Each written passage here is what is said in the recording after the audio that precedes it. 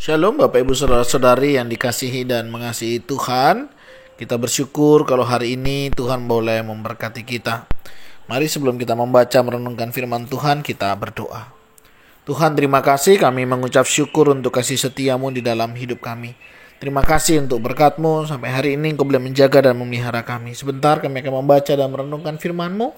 Berfirmanlah dan biarlah kami mengerti apa yang menjadi kehendak-Mu. Kami berdoa di dalam nama Tuhan Yesus Kristus. Haleluya. Amin. Ku rindu setiap waktu hidup di kebenaran-Mu, bukan dengan kuatku, namun karena Roh-Mu. Yesus, yang ku pegang teguh. Ayat firman Tuhan terambil dari Injil Markus. Injil Markus pasal yang kedua, kita akan belajar di ayat yang ke-23 sampai 28, yaitu tentang murid-murid memetik gandum pada hari Sabat. Saya akan mengambil ayat yang ke-27. Lalu kata Yesus kepada mereka, hari Sabat diadakan untuk manusia, dan bukan manusia untuk hari Sabat. Amin. Demikianlah firman Tuhan, mari kita merenungkannya. Bapak Ibu Saudara yang dikasihi dan mengasihi Tuhan, berbicara tentang hari Sabat. Hari Sabat menjadi satu bagian di dalam kehidupan kita, di mana hari Sabat adalah hari kita boleh beristirahat, ya. Bagaimana Tuhan di hari yang ketujuh Dia boleh beristirahat. Karena arti sendiri dari kata Sabat adalah istirahat, ya. Nah, bagaimana kita sebagai anak-anak Tuhan menggunakan hari Sabat? Sabat sangat penting, saudara, di dalam kehidupan kita. Kenapa saya katakan penting? Karena tubuh kita ini memang didesain oleh Tuhan, ya. Dia bisa merasa letih, ya, capek, begitu, ya, mengantuk, begitu. Dan itu sesuatu yang sangat baik. Artinya, ketika kita sudah merasa ngantuk, ya kita harus tidur, ya. Jadi kalau kita kurang istirahat itu juga tidak baik, begitu, ya. Kalau misalnya badan kita sudah merasa tidak nyaman, ada sesuatu, dia langsung memberikan respon. Ini sesuatu yang sangat baik, ya. Ketika Tuhan mendesain tubuh kita itu tidak asal, ya. Dia memang desain sedemikian rupa sehingga di dalam diri kita bisa merasakannya. Kapan waktu kita harus beristirahat, kapan kita harus bekerja, kapan kita harus beraktivitas. Nah, terlepas dari itu semua, Bapak Ibu Saudara, berbicara tentang Sabat, bukan hanya kita memang harus beristirahat dari pekerjaan atau rutinitas, tetapi juga hari Sabat menjadi satu bagian, ya, di mana kita bisa memberikan hidup kita kepada Tuhan. Bukan berarti hari-hari tidak kita berikan, tapi di hari Sabat itu bagaimana kita bisa meluangkan, ya, memberikan lebih banyak waktu untuk kita menjalin hubungan dengan Tuhan, ya. Bagaimana kita berelasi, bagaimana kita membangun sebuah hubungan, itu menjadi hubungan yang lebih baik. Tetapi dalam beberapa hal ada banyak orang juga yang menyalahgunakan atau menyalahartikan. Misalnya di dalam kisah Markus pasal yang kedua ayat 23 ini, ya, sampai 28, ini menjadi sebuah perdebatan, permasalahan ketika Yesus berjalan di ladang gandum dan murid-muridnya memetik bulir gandum. Ya, di sana ada orang-orang Farisi dan mereka berkata biasa, mengapa mereka berbuat sesuatu yang tidak diperbolehkan pada hari Sabat? Sebenarnya ketika kita memahami Sabat sendiri memang waktu untuk beristirahat atau memang waktu untuk bagaimana kita memfokuskan, memberikan lebih banyak waktu kita dengan Tuhan. Apakah di waktu-waktu itu kita tidak boleh beraktivitas? Tentunya sangat boleh sekali. Selama kita boleh memberikan waktu kita untuk Tuhan, ya. Jadi bagaimana kita bisa mengatur diri kita dengan baik. Artinya tidak mungkin gara-gara hari Sabat ada yang sakit kita biarkan. Gara-gara hari Sabat kita tidak melakukan rutinitas kita, misalnya sebagai ibu di dapur kita tidak mau memasak ya. Oh, ini hari Sabat, hari untuk beristirahat misalnya. Ya, itu semua dikondisikan. Nah, yang kedua, bagaimana kita menggunakan hari Sabat untuk benar-benar fokus kita kepada Tuhan. Nah, tetapi tidak berarti membiarkan atau mengabaikan hal-hal yang perlu membutuhkan perhatian. Misalnya ya, ada orang sakit. Oh, ini hari Sabat nggak boleh. Enggak, ya kita tetap bisa melayani, kita tetap bisa membantu mereka. Tetapi bagaimana kita, hati kita itu tetap berpaut kepada Tuhan. Nah, di hari Sabat itu memang sangat baik ya. Jika kita memang bisa benar-benar memiliki waktu untuk Sabat ya. Sabat dalam waktu benar-benar untuk beristirahat. Sehingga tubuh kita itu bisa lebih rileks. Karena kita juga harus bertanggung jawab ya dengan kesehatan kita, dengan tubuh kita. Walaupun memang tidak mudah, tetapi hal ini bisa dimulai. Ya, para hamba Tuhan biasanya mengambil waktu Sabat. Bahkan ada istilahnya mengambil sabbatical ya.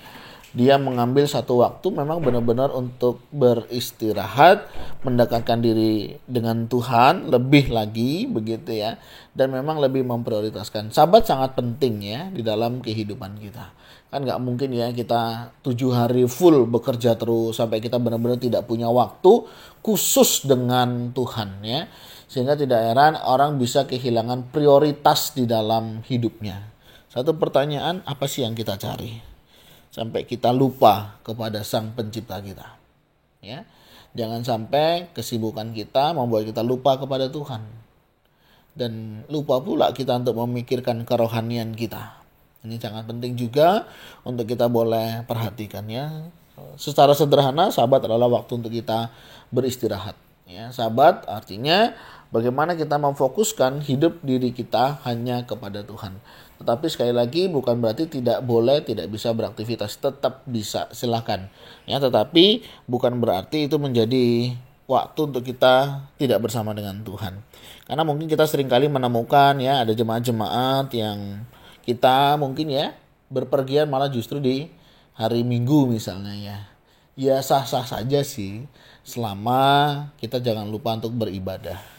Ya, karena kalau kita melewatkan ibadah sudah 1 minggu sekali begitu ya, terus dipakai untuk berlibur, jalan-jalan, nggak apa-apa. Selama kita tetap mengutamakan untuk beribadah ya, untuk ke gereja. Ya memang hari-hari ini banyak sih terbantu dengan adanya online. Cuman masalahnya bisa khusyuk nggak kita ibadahnya ya?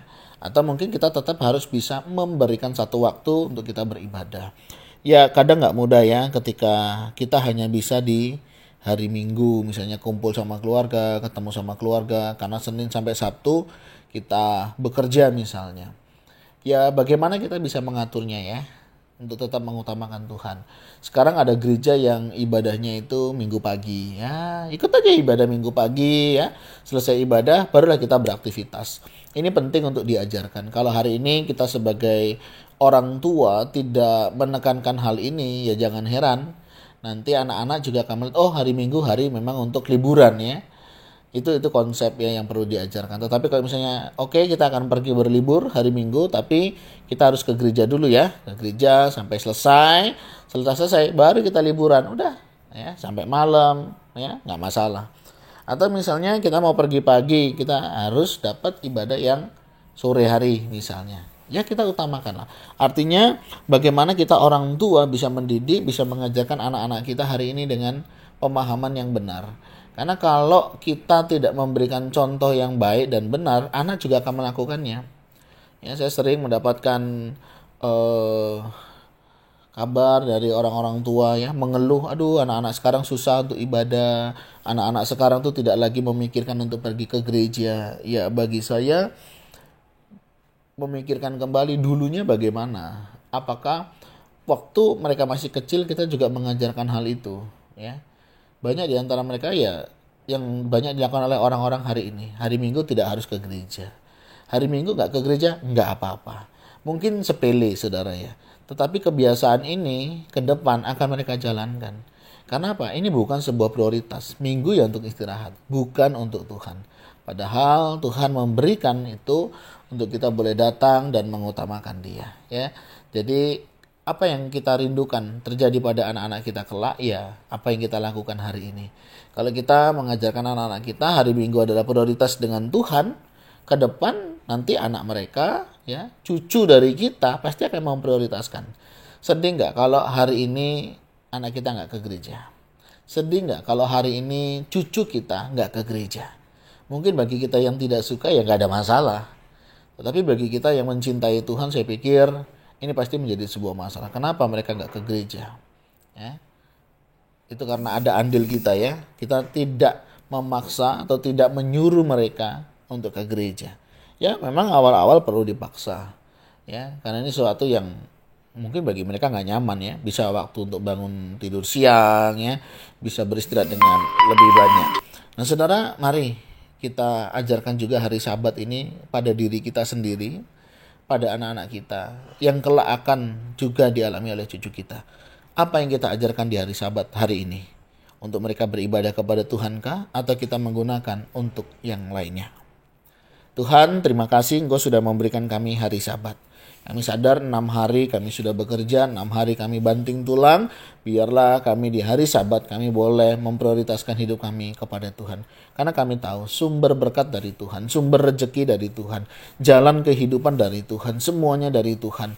Masa iya Tuhan kami melupakan Engkau sebagai sumber berkat di dalam hidup kami. Dan kami hanya mengejar berkat-berkat itu. Tuhan jaga hati kami, tarik kami kembali ketika kami mulai tidak lagi memprioritaskan Engkau di dalam kehidupan kami. Tuhan, terima kasih untuk kasih setiamu.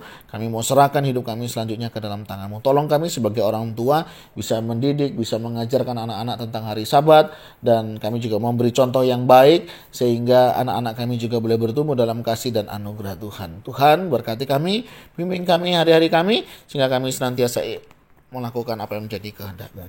Tuhan, terima kasih untuk kasih setiamu dan kami mau berdoa menyerahkan semuanya ini di dalam nama Tuhan Yesus Kristus. Haleluya. Amin. Bapak Ibu Saudara, demikian renungan kita hari ini. Kiranya Tuhan Yesus memberkati kita sekalian. Shalom.